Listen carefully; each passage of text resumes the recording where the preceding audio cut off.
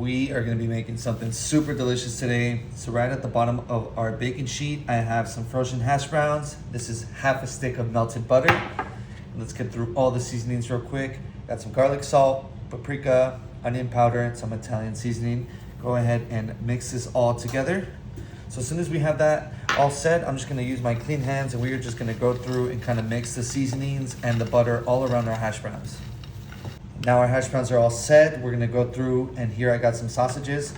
So if you're making this recipe and you hate doing dishes like me, we are just gonna cut these straight into our 13 by 9. I'm not too worried about making them as even as possible. As long as you can get them into bite-sized pieces, you are gonna be okay. I'm just gonna cut the rest of these up real quick. It is just always so much easier using kitchen shears and just cutting it straight into the pan like this.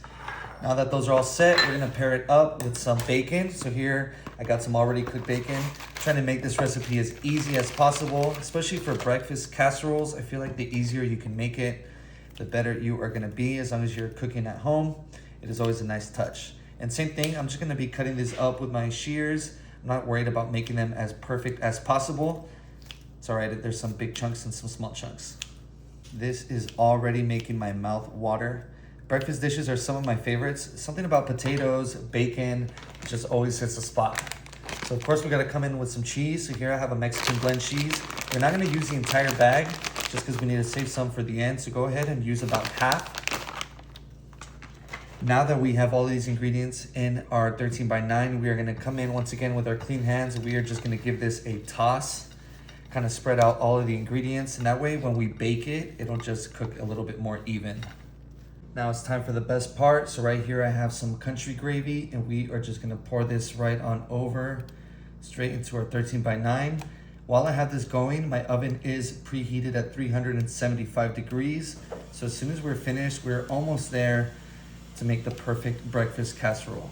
So I am just gonna smooth this out with my spatula real quick.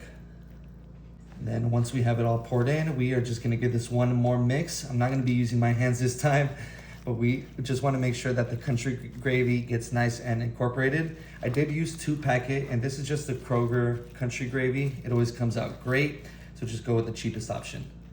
Now that it is all mixed in, we are going to do our best to flatten this out. So go ahead and just press down on the corners. We don't want to press down with too much force, but as you can see, just a little bit of force to kind of get everything nice and in line. This is looking so tasty. I am so excited for this one. Almost finished, so of course we cannot have breakfast without some eggs. So this is 6 eggs that I just whipped up in our measuring cup. This is gonna go over right on top. Then the best part is we're just gonna kind of pick it up and then just move it around a little bit. That way the egg kind of fills all the crevices and it seeps a little bit more down. This is so fun to do, but be careful, it can spill very easily. And then finally, with that last bag, with that last cheese that we saved, this is gonna go over right on top. Look at how nice and easy everything came together. Go ahead and bake at 375 for about 45 minutes.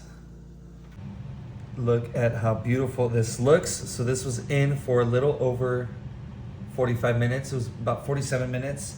And then I let it cool off for a little bit. So now we just need to add in, here I have some fresh cilantro. I am just a huge cilantro lover, so I usually eat it with my breakfast. Then you can add on like a little side of red or green salsa on the side. But you can do green onions if you want, or even some parsley. Just get some veggie on top to kind of break up all the heavy flavors. And this is looking just so amazing. Now the best part is we can come in and take a slice. Oh my God, you can hear the sound of the gravy in the mixture, which is just probably my favorite part out of this whole thing. Comes out so easily. Let's go ahead and give this a taste.